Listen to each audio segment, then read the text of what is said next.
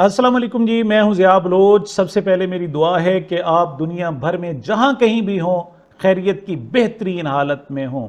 سامعین، آج کے ویلاگ میں ڈسکس کرنا ہے کہ پیپلز پارٹی کو سندھ میں بڑا دھچکا لگا ہے اور وہاں ذوالفقار بھٹو جونیئر کا جادو سر چڑھ کر بولنے لگا ہے۔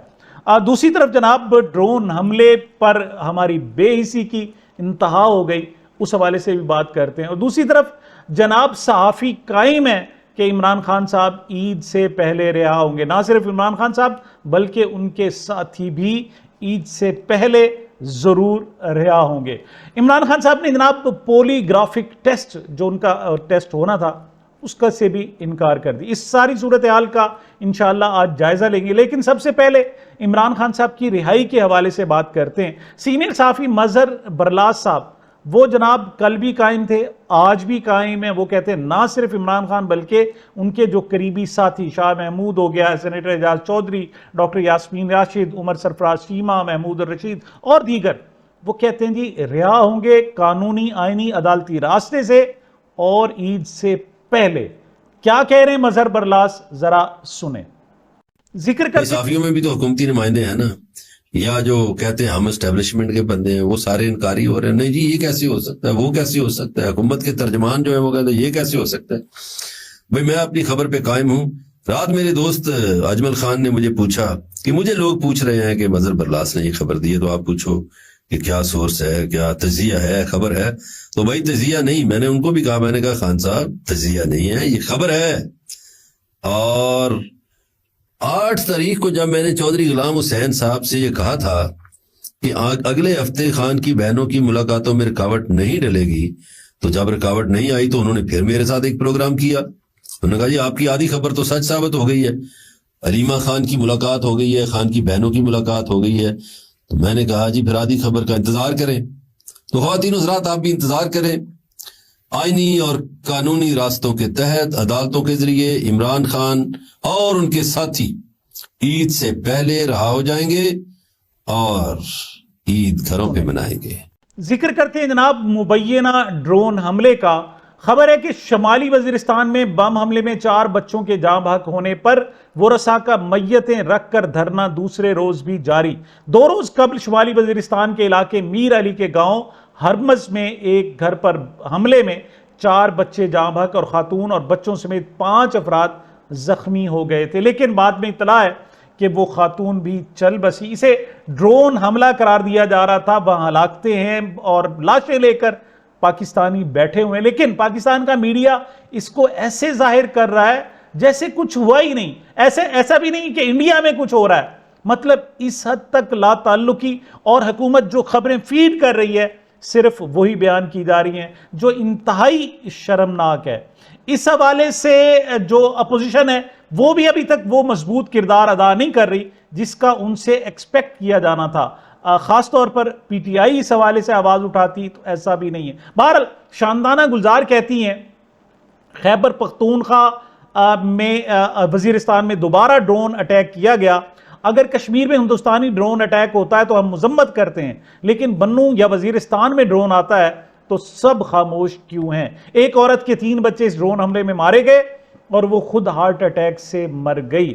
ایسا کیوں ہو رہا ہے؟ اس وقت بھی وہ سوال کر رہی ہے لیکن اس کا کوئی جواب نہیں دیا جا رہا، اور ایسے ظاہر کیا جا رہا ہے یہ پاکستانی ہے ہی نہیں۔ جب ریاست کسی پاکستانی کے لیے کھڑی نہیں ہوگی، اس سے بات نہیں کرے گی، اس کی ہلاکتوں پر، اس کے خون پر بات نہیں کرے گی، لا تعلق ہو جائے گی، تو ریاست پھر کیا کرے گی؟ آپ ملاحظہ فرمائیں، وزیر دفاع خواجہ آصف سے پوچھا گیا کہ ڈرون حملہ ہوا ہے، آپ اس پر کچھ جواب دیں، اور وہ بالکل خاموش رہے۔ کیا رویہ تھا ان کا، ذرا دیکھیں۔ ڈرون حملہ ہوا ہے، اس میں 4 چھوٹے کم عمر بچے شہید ہوئے، 2 خواتین زخمی ہے، کیا کہیں گے آپ بطور وزیر دفاع، کیسے دیکھتے ہیں اس کو؟ کس نے کیا ہے؟ خواجہ صاحب ڈرون حملہ ہوا ہے شمالی وزیرستان میں، ملک کی سالمیت کا مسئلہ ہے۔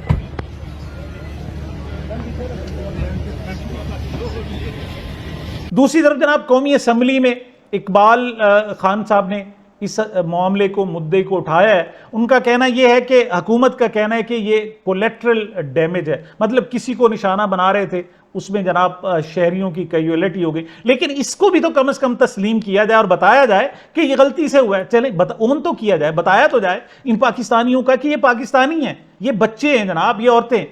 ویسے تو آپ کو یاد ہے پاکستان اور بھارت کے درمیان جب کنفلکٹ تھا تو ہمارے DGISPR وہ کہا کرتے تھے کہ ہم بچوں اور عورتوں پر کوئی کارروائی ان کے خلاف نہیں کیا کرتے، ہم ان کا خاص خیال رکھتے ہیں، لیکن یہاں ایسا نہیں ہو رہا۔ قومی اسمبلی میں کیا کہہ رہے ہیں اقبال خان صاحب، ذرا سنیں۔ تیسری بات جنابی چیئرمین صاحب، تیسری اور آخری، تیسری بات وہاں پہ جو وزیرستان میں ڈرون اٹیک ہوا ہے، تو دیکھیں اگر یہ آزمائشی پروازیں وہاں پہ ڈرون کے کرتے ہیں اور انڈیا کے لیے تیاری کرتے ہیں تو اور بات ہے، یہ پہلے اپنے ڈرون سے ہی کرے، ان کی 10 کلومیٹر کے لیے جو ڈرون جاتی ہے وہ 3 کلومیٹر میں گر جاتی ہے، وہاں پہ جو معصوم مرتے ہیں۔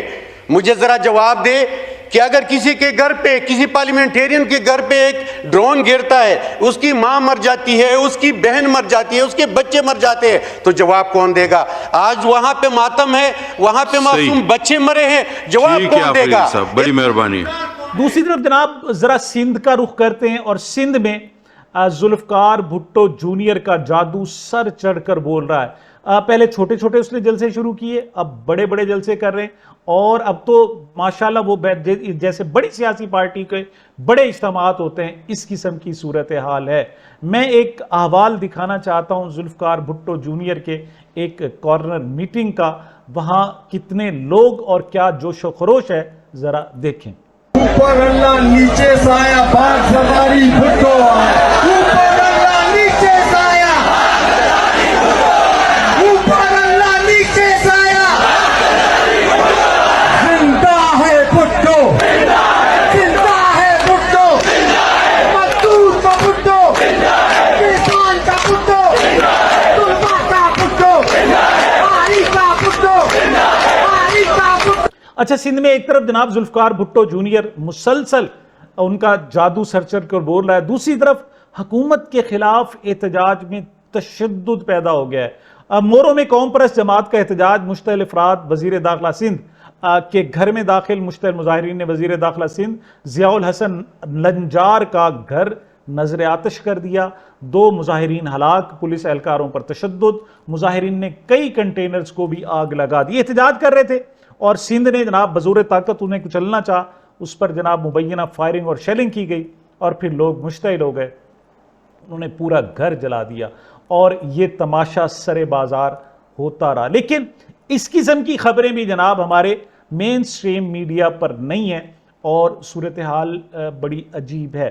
بلاول بھٹو زرداری کی نااہلی کے لیے لاہور ہائی کورٹ میں درخواست دائر کی گئی ہے، اور کہا گیا ہے کہ بلاول زرداری بیک وقت پیپلز پارٹی اور پیپلز پارٹی پارلیمنٹیرینز کے رکن ہیں۔ الیکشن ایکٹ کے تحت بیک وقت 2 سیاسی جماعتوں کی رکنیت نہیں رکھی جا سکتی۔ یہ جس نے بھی درخواست دی ہے لاہور ہائی کورٹ میں، بھولا بادشاہ ہے، اسے پتہ نہیں ہے کہ بلاول بھٹو اس وقت ایک کشتی نہیں بلکہ کئی کشتیوں کا سوار ہے۔ ساری زندگی جس اسٹیبلشمنٹ کی مخالفت کر رہے اس کا پہلا شاہ سوار بلاول بھٹو ہے۔ نون لیگ کے ساتھ مخالفت کی جا رہی، لیکن نون لیگ کی کشتی پر بھی قدم جو ہے بلاول بھٹو زرداری کا ہے۔ دوسری طرف اگر اس نے اپنی جماعت کے 2 حصے اور 2 نام رکھ لیے تو اس سے کیا فرق پڑتا ہے؟ اور ویسے بھی جب جناب 26ویں آئینی ترمیم کے پاس اس عدالت سے آپ کا کوئی توقع رکھنا کہ وہ حق انصاف کی کوئی بات کرے گی، میرے خیال میں افسوسناک ہے۔ چند ایک اور خبروں کو لیتے ہیں جناب۔ سپریم کورٹ نے نور مقدم قتل کیس میں مجرم کی سزائے موت کی اپیل پر فیصلہ سنا دیا، اور عدالت نے مجرم ظاہر جعفر کے خلاف قتل کی دفعات میں سزائے موت برقرار رکھی، ریپ کے جرم میں سزائے موت عمر قید میں تبدیل کر دی، اغوا کے مقدمہ میں سزا کم کر کے 1 سال کم کر دی۔ تو عدالت کا کہنا یہ تھا کہ جو کرائم ہے، اور اس حوالے سے سلمان صفدر نے جو دلائل دیے کہ نور مقدم اپنی مرضی سے رہ رہی تھی مجرم ظاہر جعفر کے ساتھ، اور ان کا جو جناب اغوا ہے وہ اس طرح نہیں بنتا، اسی طریقے سے ریپ بھی نہیں بنتا، وہ بلکہ وہاں کہا گیا کہ ان کا تعلق ایسے تھا جیسے مغربی معاشرے میں مرد و خواتین کا ہوتا ہے اور وہ ایک دوسرے کے ساتھ رہ رہے ہوتے ہیں، جیسے ہاشم کاکڑ نے اسے شرمناک قرار دیا۔ بہرحال اس میں جناب جو قتل ہے البتہ اس کو انہوں نے کہا جی آپ ان نیچرل قتل کو ڈیفینڈ کیوں کر رہے ہیں، اس کو برقرار رکھا، اور باقی ریپ اور دوسرا اغوا کے حوالے سے تھوڑا سا ریلیف دیا گیا ہے۔ ایک دلچسپ خبر ہے جناب کہ پہلے سی ٹی سکین کرانے پر رپورٹ جب دی جاتی تھی تو اس میں کوئی سیاست نہیں تھی، اب باقاعدہ اس میں سیاست کا عمل دخل بھی ہو گیا ہے۔ اس حوالے سے جو رپورٹیں تیار کی گئی ہیں اس پر جو عکس لگایا گیا ہے وہ محترمہ بے نظیر محترمہ مریم نواز صاحبہ کا ہے۔ یہ بڑا جناب صورتحال ہے، حد ہو گئی ویسے کہ اپنے آپ کو ہر جگہ پر اپنا چہرہ اپنا بوتھا دکھانا ہے، وہ چاہے جناب ریڈیاں ہوں، وہ جناب اس حوالے سے بازار ہوں، کوئی جناب اخبارات ہوں، اشتہارات ہوں، کہیں بھی ہوں، انہوں نے سامنے آنا ہے۔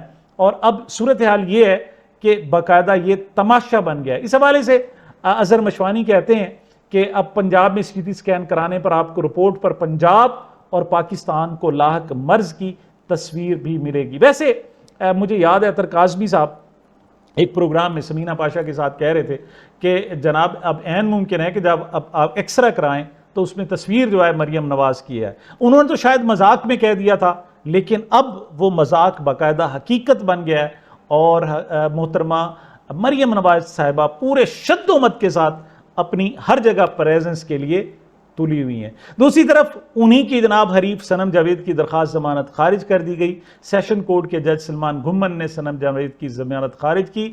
پی ٹی آئی سپورٹرز کا ٹھنڈی ہواؤں کا نام لے کر مذاکرات کی خبریں دینے والوں پر طنز۔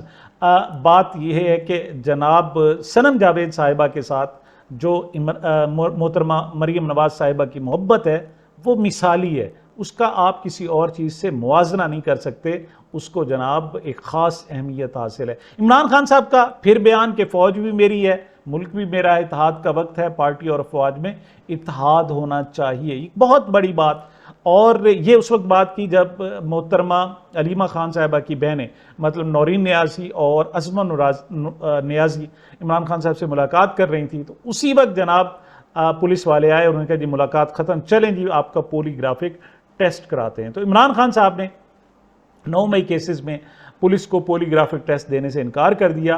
عمران خان کا کہنا تھا کہ وکلا کی عدم موجودگی کے باعث ملاقات سے میں انکار کر رہا ہوں، اور پولیس جوائنٹ انویسٹیگیشن ٹیم واپس چلی گئی۔ عمران خان کا کہنا تھا کہ میرے وکلا موجود ہوں گے تو ان کے دوران میں اپنا کوئی بھی اس حوالے سے ٹیسٹ دینے کے لیے تیار ہوں۔